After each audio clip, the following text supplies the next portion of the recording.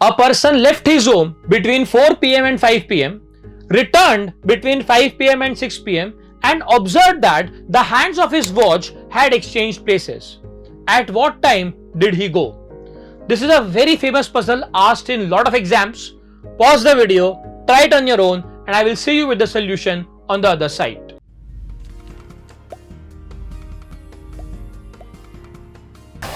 देखो common sense से हम इतना तो बोल ही सकते हैं कि आंसर 4:25 के आसपास होगा. It should be around 4:25 PM. कैसे? देखो, when he is leaving his home the time is between 4 and 5, right? So the hour hand would be somewhere over here, and when he comes back the time is between 5 and 6, so the hour hand would be somewhere over here, and meanwhile the hands of clock have exchanged places. इसका मतलब initially आपका जो minute hand है, ठीक है, वो 5 और 6 के बीच रहा होगा, और आवर हैंड आपका 4 और 5 के बीच रहा होगा, राइट?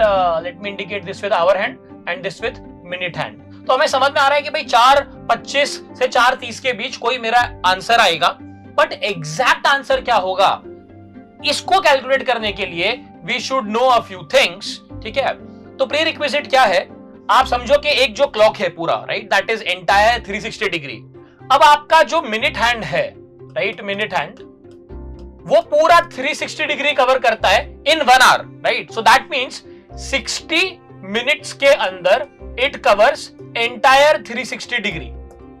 सो 1 मिनट में कितना डिग्री कवर करेगा? So that will be 1 minute के अंदर दैट विल बिकम 6 डिग्रीज, ठीक है? So minute hand cover 6 degrees इन 1 मिनट. अच्छा, एक और चीज जो आपको पता होनी चाहिए कि आवर हैंड जो है ना, it is 12 times slower compare to the minute hand. जो काम मिनट हैंड 1 घंटे में कर देता है, उसको कंप्लीट करने के लिए आवर हैंड को पूरे 12 घंटे लगते हैं. So it is 12 times slower, तो उसकी स्पीड भी 12 टाइम्स कम होगी. तो आवर हैंड, ये मिनट हैंड करा था 6 डिग्री पर मिनट, तो उसका डिवाइड बाय 12 कर दोगे आप, सो that means it will cover half degree पर मिनट. या फिर आप ऐसा भी देख सकते हो कि 12 आवर्स का मतलब हो गया 720 मिनट्स. तो 720 मिनट में 360 डिग्री, तो 1 मिनट में कितना, ठीक है? अच्छा, अब आपका 360 डिग्री जो है वो पूरा that is also divided in 12 hours, ठीक है? घड़ी में 12 घंटे होते हैं, राइट, किसी भी नॉर्मल क्लॉक के अंदर. तो इसका क्या मतलब हो गया कि 1 घंटा जो है, राइट, 12 से 1 या 1 से 2 या 2 से 3, वो 1 घंटा जो होता है that is 30 degree, right? 1 hour आपका टेक्स 30 डिग्री. 30 डिग्री मूव करना पड़ेगा आवर हैंड को ताकि 1 घंटा कंप्लीट हो जाए, ठीक है? ये आपका प्री रिक्विजिट हो गया.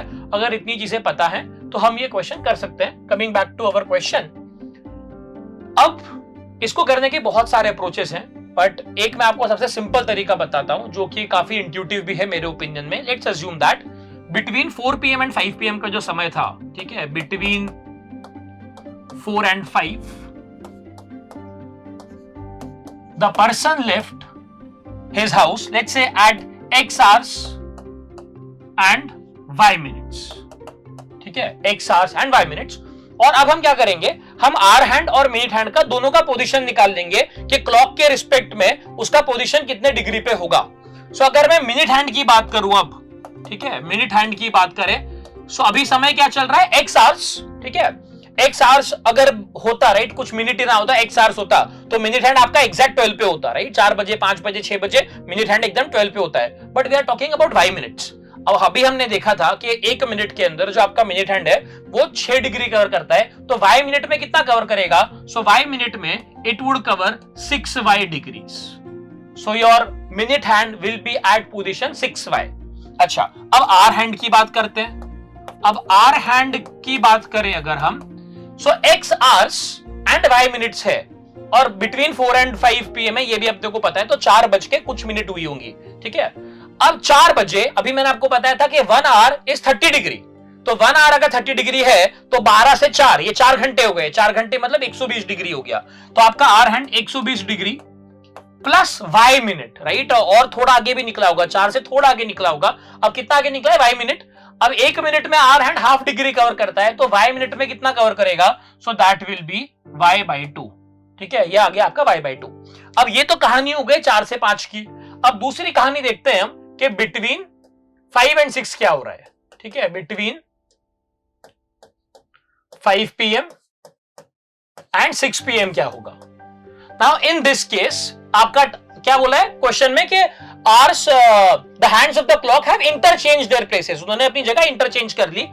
सो इसका मतलब है अब x आर y मिनट के बदले हो जाएगा, ठीक है, y आवर्स जो पहले मिनट था वो अब आवर हो चुका है, और जो पहले आर था वो अब मिनट हो जाएगा, ठीक है, वो अब आपका मिनट आ जाएगा।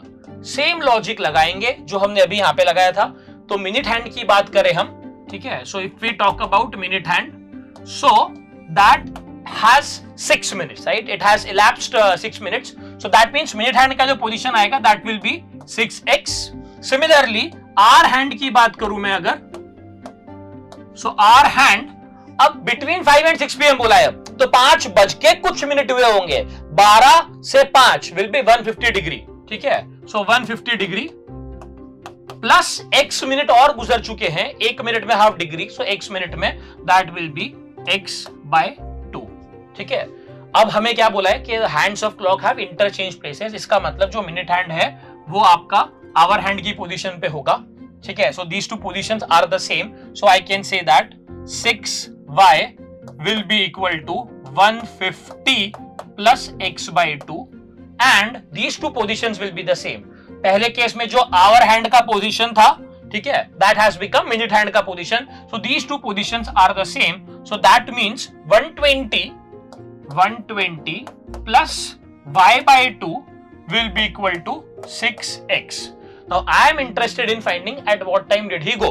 So he left at 4 hours and y minute, right? ये मेरे को निकालना है, right?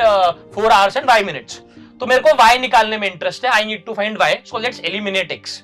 Now I know 6x is this much, right? ये 6x है, तो एक काम करते हैं, इस पूरी इक्वेशन को आप 6 से मल्टीप्लाई कर दो, राइट? Multiply the entire equation by 6, so this will reduce to 72y is equal to 12 से मल्टीप्लाई कर रहे हैं इनफैक्ट हम यहाँ पे, क्योंकि हमें यहाँ पे 6x चाहिए, तो we are multiplying by 12, so ये हो जाएगा आपका 1800 plus this will become 6x.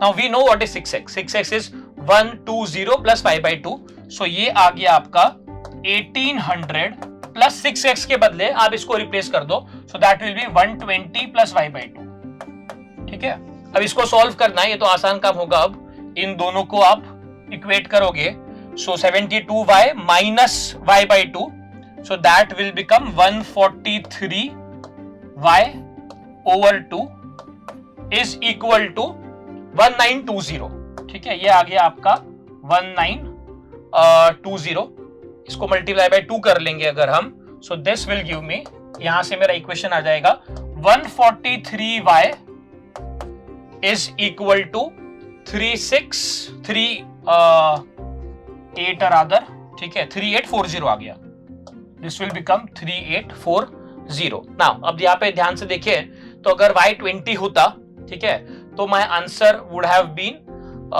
Slightly मतलब फार लेसर देन 3840. अगर आप y को 20 लोगे तो, ठीक है, और y को अगर आप 30 लोगे तो इट विल एक्सीड 4000, तो y has to be somewhere between the two, ठीक है। अच्छा, अब इसको अगर 25 भी अगर आप लेते तो भी कम पड़ेगा, तो इसका मतलब y को रफली मेरे को 26 लेना पड़ेगा, राइट? ये कैलकुलेशन करना पड़ेगा अपने को ना।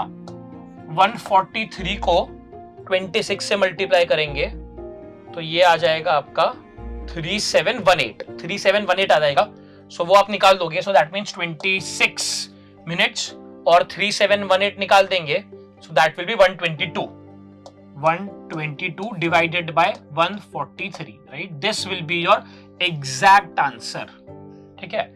Whenever you are asked to find time, you should always express in fractions, ठीक है, and never in decimal, right? 2.5 कभी नहीं बोलना है, हमेशा 2.5 बोलने की ट्राई करनी है। तो अपना एग्जैक्ट आंसर आएगा 26 minutes and 122 divided by 143 of a minute, so closer to 27 minutes compared to 26 minutes, ठीक है। As I said, right, बहुत फेमस पजल है, बहुत सारे एग्जाम्स के अंदर आता है, and simple approach, right? Just make 2 equations, equate कर दो, आपका आंसर हमेशा आ जाएगा। This is Vipul Tyagi and you are following the Aristotle Olympiad series where we give one question every day. So I'll see you tomorrow with another amazing question. Till then, take care.